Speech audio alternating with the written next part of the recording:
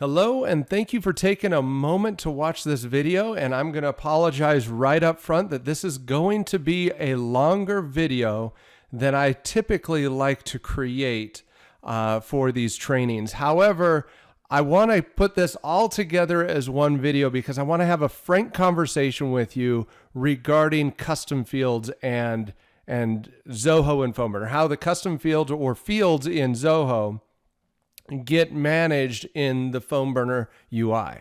So as you know, you can dial from the contacts or leads modules.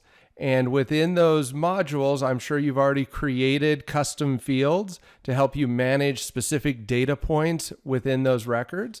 Now let's jump over to settings real quick. I'm going to open it up in a separate tab here. And first off, we're going to go into modules and fields. This is probably an area that you're familiar with. You come in here, you go to leads or contacts, and you go and create fields, right? You can come in here and create and edit fields. Here you can see all the fields that are listed here. Everything that you see on the left-hand side, these are the field labels. This is what you see when you're looking at a record in Zoho, right? You see the field labels. However, in PhoneBurner, when you begin a dial session, PhoneBurner doesn't see those labels. PhoneBurner sees what is called an API name for those fields. So let's go ahead and open up the API section, go into API names, and go into contacts. So here you can see the same field labels, but the API name is different in some cases than the field label than what you see. For example, 123 number field is labeled or named in the API number field. And the reason why, and I'll show you right here, if I try to save that with some numbers at the beginning, Zoho does not allow an API name to begin with a number. Just not possible. They don't allow it. I don't know why, that's just the way it is. So that's why you may see fields that you've created in your system, in your account, that are labeled with numbers. You actually see a number value, but when you go into PhoneBurner, the numbers are missing. Now, it only affects the custom field if the number is at the beginning. Now, if a field only has numbers like you see here, Zoho's just going to name it field. Of course, you can edit that. And you can change that. I'm going to leave it for right now. But they just name it field. And if you have multiple of those, then you're going to have field 1, field 2, field 3. It's not going to be super detailed for you and your team, right? It's just not going to provide you the amount of information or the detailed information that you need in order to understand what data should be in there. And that has to do with the fact that Zoho does not allow numbers to be part of the API name.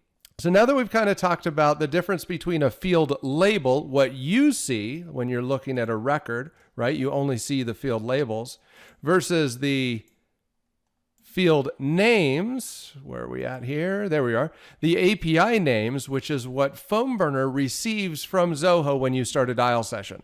So if there's a contact that has data in this field, when PhoneBurner goes to start a dial session to that contact, Zoho sends number underscore field, not 123 number field.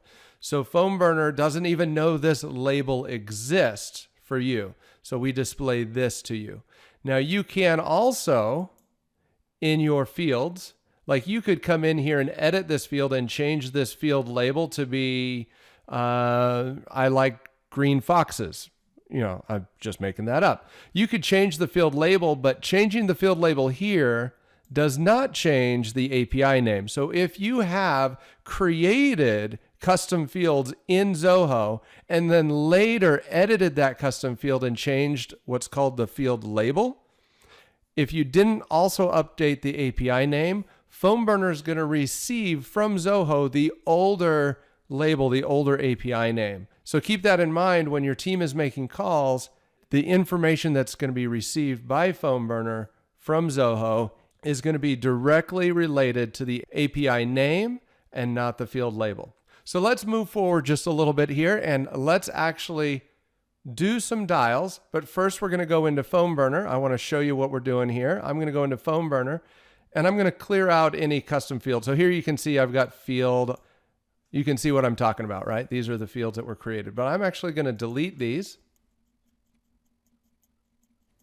Okay, so I've now cleared out all of those custom fields. So we're starting with a fresh PhoneBurner account that doesn't have any custom fields on it, just the basic contact name fields that exist on the system. And we're going to go back to Zoho, and I want to point a few things out here. So you see all these custom fields, and you may recognize some of these custom fields, some of these fields, and they're not all necessarily custom fields on the Zoho side. So I need to make sure that I'm being clear on that. So you see all these fields here. Some of them have data and some of them don't. What you'll notice is when we go to begin a dial session, and I'm just going to call Mr. Ted Core here. I'm going to go ahead and uncheck all, check Ted, and begin a PhoneBurner session. And I want to point out to you that as you're doing this, as you're creating or starting dial sessions, so as you're doing these dial sessions, any contact that you call or lead that you call, when you're calling them, if there's no data in the custom field or in the field in Zoho, PhoneBurner won't even know that field exists in Zoho. So what I'm saying is, if we look here, these are the fields. And if we go back here and refresh, you'll see that these are the fields that were created when this call was started, right? So we started a call, Zoho sent these fields, and PhoneBurner said, hey, these are fields that don't necessarily exist in our custom field section, so I need to create them. So those were created as custom fields at this moment. Now, granted, all of these also exist as standard fields in PhoneBurner. At some point, we do plan on not duplicating fields, but right now we take every field that Zoho sends us and we create custom fields for those, as well as mapping the standard fields to the standard fields in PhoneBurner that correlate. So back to the custom fields, right? So these custom fields were created. If we go back into Zoho and open up the record, all these other custom fields were not created on the PhoneBurner system because this specific record didn't have them. And PhoneBurner will not create a custom field on the system without knowing that that custom field exists in Zoho. So right now, based off of this account and what we've set up and deleted and everything, PhoneBurner really has no idea that these other fields exist. So they can't exist here. So let's go ahead and end this call. Go back here to our record, and I'll show you if we update this. And I'm just going to do a few fields at a time here just so that you get a very good feel or sense to how this works. So now that I've updated this, let's open this up in a new tab so I don't have to keep going in and out of the record. So let's see here. Who is that again? That is Ted Cord. So let's select Ted Cord and begin another session. All right, so here we begin our dial session, and you'll see right away that new number field 1, 2, 3, 4, 5, 6 now exists in PhoneBurner. And the reason why? Because there was data within this contact's record within that field. So that meant Zoho sent that field over to PhoneBurner, and PhoneBurner then created it. Now moving forward, any contact that you call will have the new number field in it. This field now exists in PhoneBurner, whether there's data in it or not. So if we go start another dial session, let's go ahead and end this session and go to a different record. Let's assume Slade. Let's call Slade here. I'm assuming he does not have any data in there. We'll find out here in just a second, right? Like I said, we're having a very frank conversation here. I'm not going in here and reviewing every record, but as you can see here, it does come through. The field exists in PhoneBurner, but of course there is no data on this particular record, so it's empty. But I can update it during a dial session.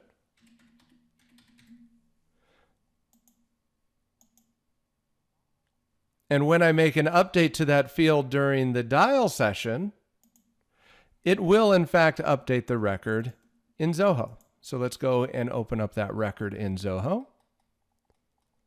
456 321. So you can see it did update that record, back in Zoho. So let's talk about a couple other different fields and field types. So we got this checkbox type here. So I'm going to go ahead and check that one. And let's do a date field. Update that one. And this one is a drop down. So let's update this one. And let's go ahead and add some text. So we've got a text field, a date field, a checkbox field, a number field, and a status, a drop-down field. So we've got several different types of fields. So now let's go ahead and call Slade again. I've got to make sure that session is over. We're going to call Slade Wilson again. All right, so now you can see we created a bunch of other custom fields. Now these field names are really long, and so they don't really look very good on our system. I would assume that the fields you create are not going to be super long like this, but at some point we'll probably have to address this layout, but not today. That's not what we're going to talk about. So custom date on contact. So that comes over as a date field, so I can update the date. This is a checkbox, so I can uncheck that and check it if I need to. The text field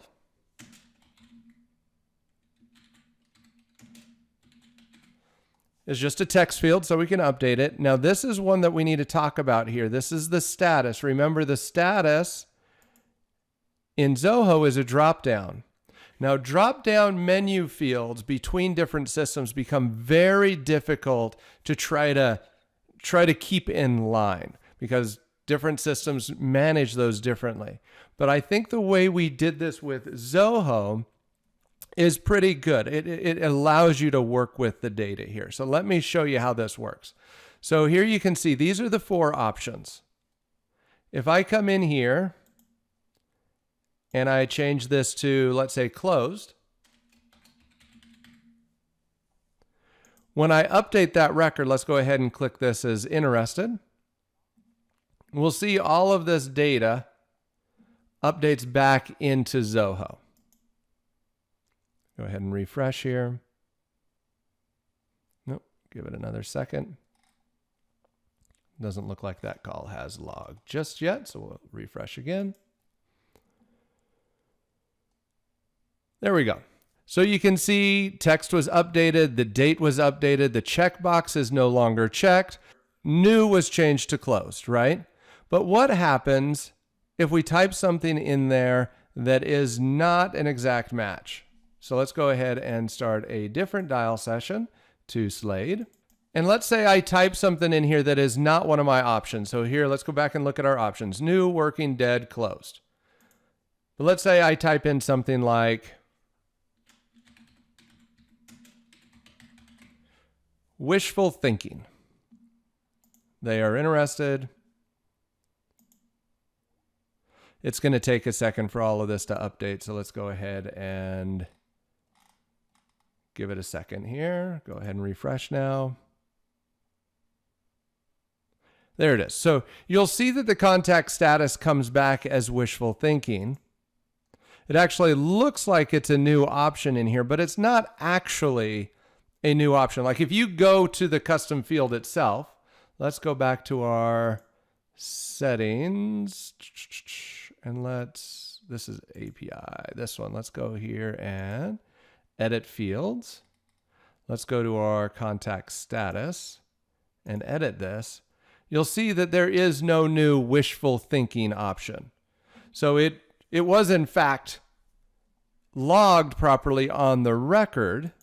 So when you come back to the record, you'll see what was set there, but it will not be an actual option in Zoho. So the data is not lost. So if you type something in there that is incorrect, it's not like that information is lost forever, but it will not be able to match back to an existing or legitimate contact status or option that you have in that drop-down menu. So just keep that in mind. When you are using drop-down fields, that information will pass through to PhoneBurner. PhoneBurner will pass that back to Zoho. As long as those fields are an exact match, the drop-down will be set to the correct version or the correct option in the menu.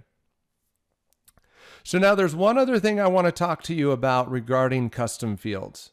Actually, there's two other things I want to talk to you about custom fields. One of those is regarding extremely long text. So we talked about a text field. You can type in it and update it in PhoneBurner. It updates back to Zoho. But if you have a text field that has a lot of data in it and it comes over to PhoneBurner, the PhoneBurner system does not currently have a long form text, long form text box option. It is just short text. So like 256 characters or something like that. So if you've got lots of text in a field, so we're going to go ahead and grab, I need to go find, where do we have a lot of writing here? Let's go find, we're going to grab a couple of these here. Grab that. Let's go back there, grab some more words. Let's get some more words. I just want to make sure that we got lots of writing in there. And one more for good measure. I think that should put us over the 256 characters. And let's just do a couple more of the same thing. There we go. So we have a lot of text in there, right? So let's go ahead and call Mr. Slade Wilson again. Now this is a new field that PhoneBurner hasn't seen before, so we're going to create a new field when we start this dial session. So here you can see the new field was created, but I want to point out that we added this text, Zoho synchronization skipped. So if a field comes over where there's just too much information for us to fill it out, 255 character limit, then we will not bring over that text. Now it's important to note that if your team were to edit this, if they were to edit this in any way, we would send this back to Zoho and Zoho would update the field on the Zoho system. So it's important that if your team sees any field that has this text in there, they need to leave it alone. Do not let them edit it. Make sure it's very clear to them that they should not edit that field. They should not edit the information in there. Just leave it alone. Because our system, if it sees something like that, it'll not update it back to Zoho. So we do it in a more dynamic way, as opposed to just locking down the field altogether. We do it in a dynamic way, so it just protects a field if there's too much information in it, and allows the fields to be updated bidirectionally if it's smaller text. That way, on those accounts or those records that have limited text, you'll still be able to update those in the dial session window. So the last option that I want to talk to you about is regarding duplicate fields. You will run into duplicate fields, and let me explain why. We allow you to make calls out of the leads and the contact modules. And you'll notice that the API names are going to be different as you go from one module to another. So let's go back to API names. Let's go into leads. So you'll notice that these fields will most likely have different names. And if our system sees a field with a different name, we can't map it to an existing field because it's a different name, right? So if you have custom checkbox versus, what did we have that one? Custom checkbox on contact. See, those are different names. Custom checkbox on contact versus custom checkbox. Two different API names. So watch what happens when I go to the leads module. And let's go ahead and open up, let's say, Captain Marvel.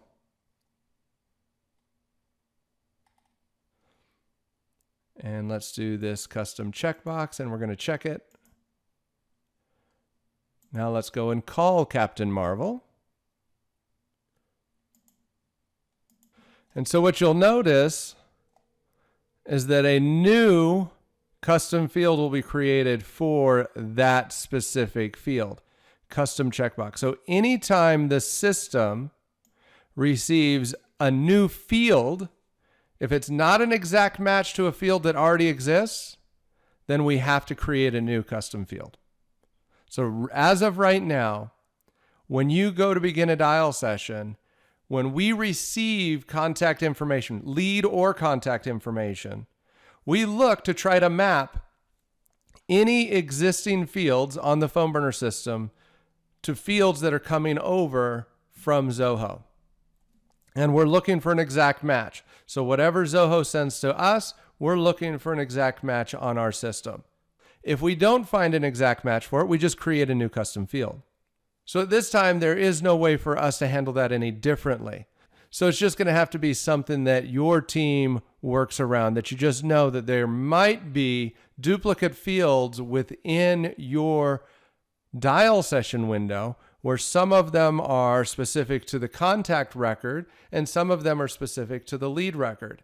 Now, if you were to go through and set up all of the fields, the field names, the API names, to be exact matches across, then you wouldn't have those duplicates in PhoneBurner. If you have two fields in Zoho, you have a lead field and a contact field that essentially is the same thing. If you set the API names to be exactly the same, then our system should line those up and only create one version of that field in the PhoneBurner dial session window.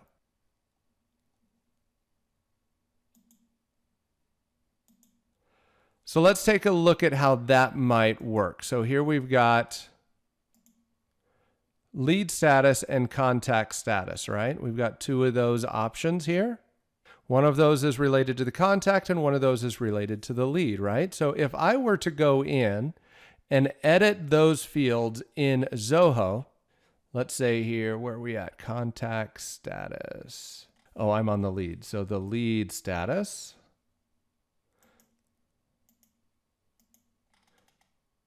Oh, lead status is actually a system field on the Zoho side. So I can't actually change that one. I was thinking it was a custom field, but it is actually a system field. So if I were to take this, so a better way of dealing with this would be for me to take this API name, and then let's go back to our contact object or contact module. And let's take contact status and change that to, did I grab the wrong one? I must have grabbed the wrong one. This is what you get. Getting what you paid for here. Lead status. I must have copied the wrong thing here. Lead status. API name. Contacts. Contact status. Change that to lead status and save. Oh. I must have accidentally copied. Oh, there was a little space there at the beginning. So let's go ahead and clear that up. Save it. There we go. So now we've got one called lead status and we've got one that's called contact status. Sorry. So now we've got a contact status and a lead status. They're on two different modules, but their API names are exactly the same. So let's go back to PhoneBurner. Let's end this session.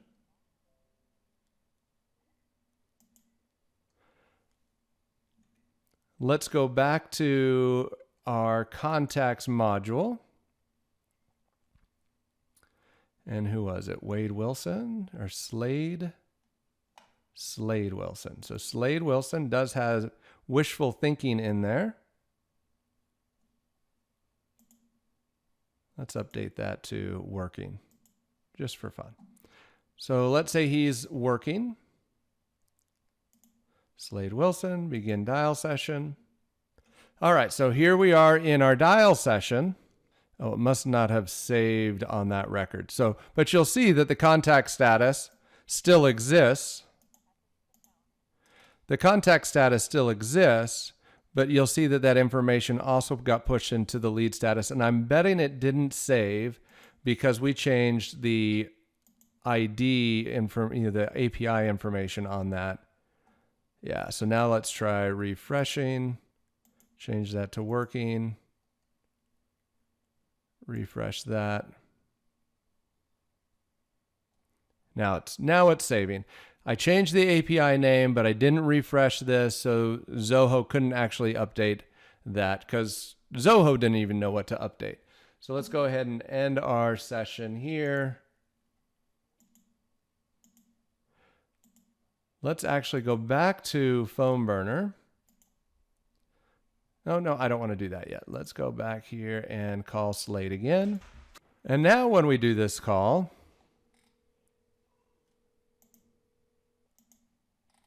you'll see working is in lead status and wishful thinking is in contact status 1 because contact status still exists on the PhoneBurner system and it still contains the information that was last saved on it on the contact on the record in the PhoneBurner system. But the new information is all here in the lead status. So now I could actually go in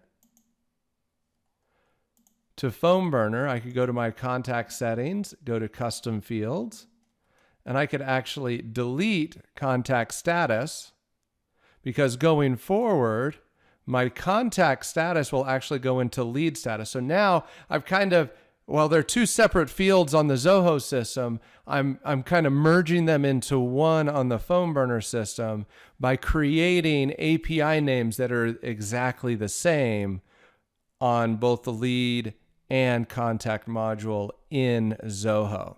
And then also along the same lines, I could rearrange these fields. Once I start to get these fields created on the PhoneBurner side, I can start moving them around. I can start rearranging them. I could take all my contact specific fields and move them to the top and all my lead specific fields down to the bottom or any combination thereof to help my organization know where to look for all of the specific fields that they're working out of.